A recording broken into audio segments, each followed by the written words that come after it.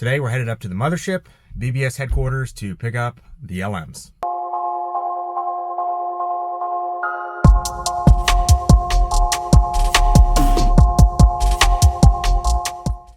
All right guys, so we are getting ready to go up and grab the wheels.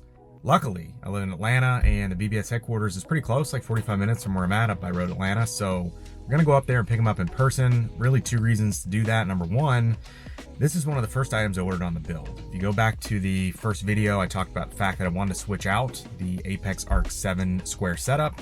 Something just a little bit more, I don't know, high end, something more unique. Always wanted to get BBS wheels for a car. The LMs just feel like they were made for the E46. So I ordered those 3 months ago.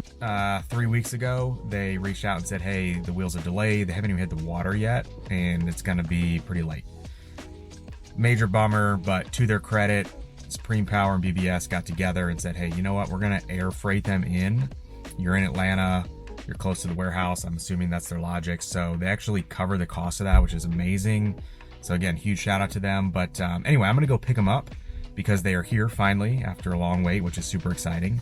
Also because I've lived in this area forever and I've actually never been to BBS's headquarters or main warehouse or whatever you want to call it. So we're going up there now. We're going to pick them up, get them home, and then I'm going to run you through a whole overview of the wheels, why I chose them, what the other options I considered, how to prep them, how to coat them, get them mounted, get the cameras dialed in, you name it. So this is going to be a great episode. Stay tuned.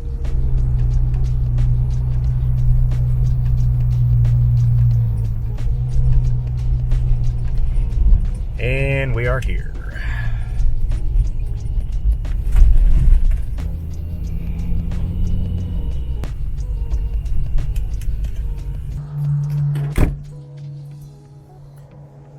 Crazy to think about the number of amazing wheels that are probably sitting inside this building at the moment.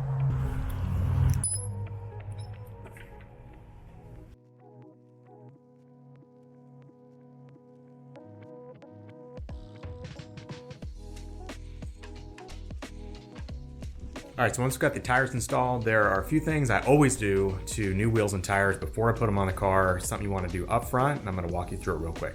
All right, so once you've got new wheels and tires put on, this is the time to do these things. So you're going to need, for my quote-unquote process, which really isn't my process, it's Matt Warman from Seth's Garage, but you're going to need some kind of straight edge, whether that's a razor blade or an X-Acto knife or something like this.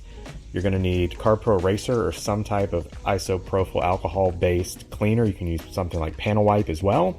You're going to need tire cleaner, rubber cleaner. This is the Adams, I believe, tire and rubber cleaner in this bottle.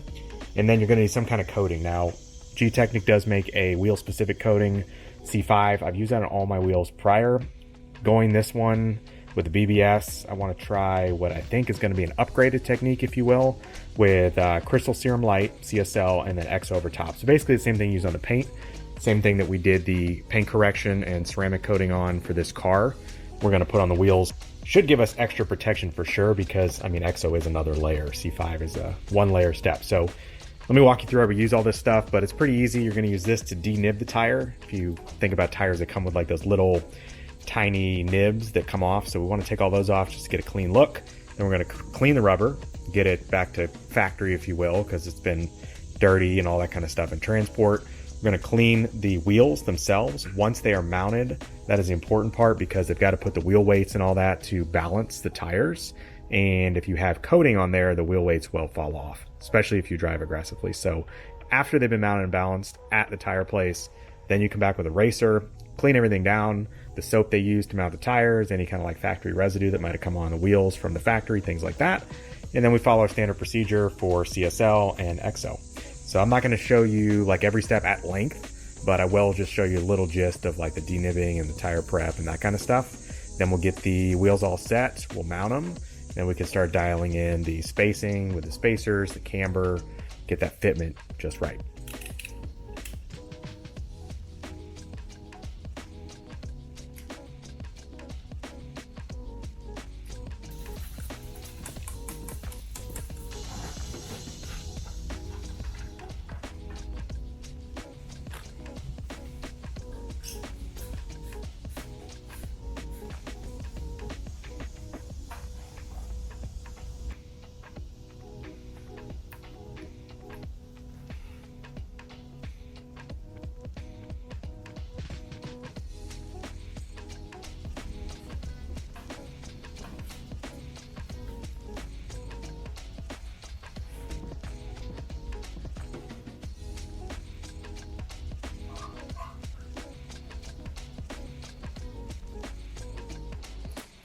All right guys, so we're just putting the last coat of G-Technic EXO on here. So we did 1 coat of CSL, 2 coats of EXO.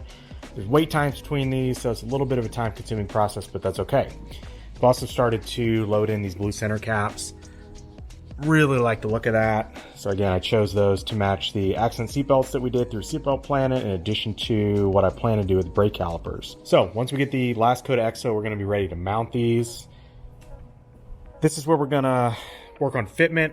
This is just a loaner set of wheels. I actually sold the Apex Arc 7s to a guy here in Atlanta, and he really needed them for a build he was doing, and so he gave me a loaner set. It's going to be interesting because this will give me a really dramatic before and after, obviously, because these wheels are not really even made for this car. As you can see, they're way in. But the one thing you can tell by looking at these is that the adjustable camber plates on this vehicle have already been adjusted for the Apex Arc 7 square setup we had. So as you can see, it's already running a bit of negative camber, meaning that the wheel is going in there at the top. Don't know exactly how much. You really can't tell from the most camber plates just by looking at them. You'd have to actually go to an alignment shop to get it measured. But it is running negative camber, which is probably what I'm gonna need. The car also already has spacers on it. I know they're gonna be hard to see, but they're back there. We saw them when we took the Arc 7s off. I think I've got a set of 12s and a set of 15s, and I can't remember which is which. Don't know how much we're gonna need. Spacers can be trial and error. There is a calculation you can certainly do and kind of try to figure it out ahead of time, but I always found that a lot of times it's better to put some on, measure, you know, kind of think how much more you need, less you need, maybe order a couple sets on Amazon or something like that, return the ones you don't end up using.